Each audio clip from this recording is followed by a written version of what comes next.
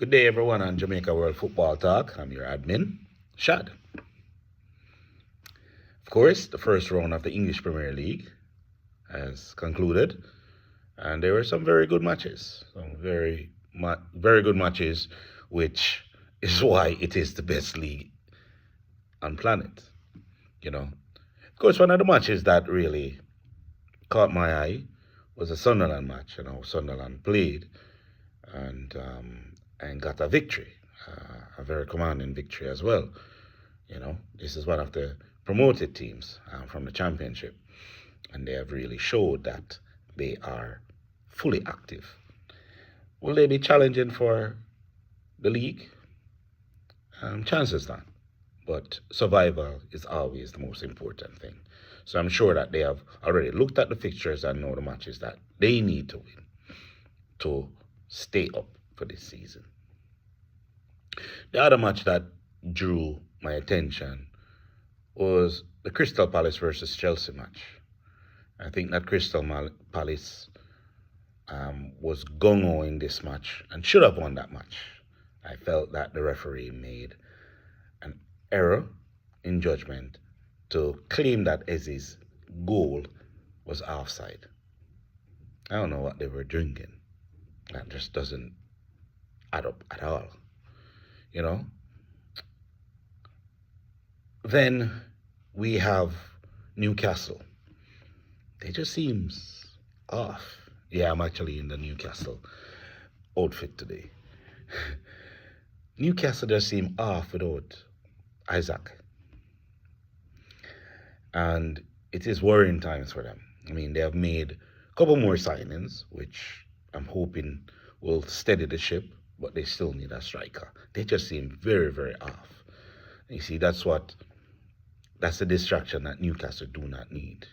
I would have expected them to build on last season. They had lost Callum Wilson as well.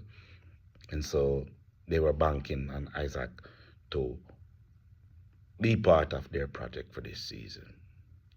Will it happen? Would he have a change of heart? Would there be some compromising where he says, okay, I'm going to play one more season and then I will leave?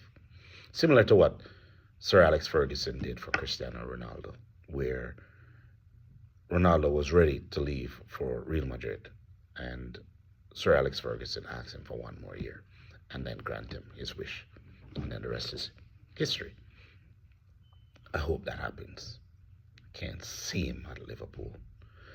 Speaking of Liverpool, what a lucky little team, man. What a lucky little team. As much as their fans have been running off their mouth because of the victory, because all of a sudden it's all about the results. But if you watch the details of that match should have ended in a draw. But they had the luck of the Irish on their side, and they pulled off a 4-2 victory. So kudos to them and their fans. Oh, man. I look on the forum, and everywhere I turn is Liverpool fans. Such a pity. Anyway, I don't want to let this video to be too long as my intro to, the English Premier League. I want to keep this at 5 minutes, and I'm going to try to do this every Tuesday afternoon. But the match of the day and the talking point is the Arsenal versus Manchester United match. Of course, my beloved Manchester United lost 1-0. And of course, Arsenal fans do not want us to speak, do not want us to see the positives from the game, or, thinking that we don't look at the details because we lost. Okay, yeah, we lost 1-0. That's what matters. 3 points. True. It has happened over the years. But one of the key things that I saw is I saw Manchester United that looks stronger than last season and will do damage this season. And when I look at the Arsenal, I saw regression. No, victory is victory. Don't get me wrong, people. But regression is something that is worrisome. And that's what I saw from Arsenal. So I'm looking forward to next season, next match for the weekend, the second round, to see how Arsenal will fare. We will have this discussion again. Thank you for chiming in. Have a blessed day.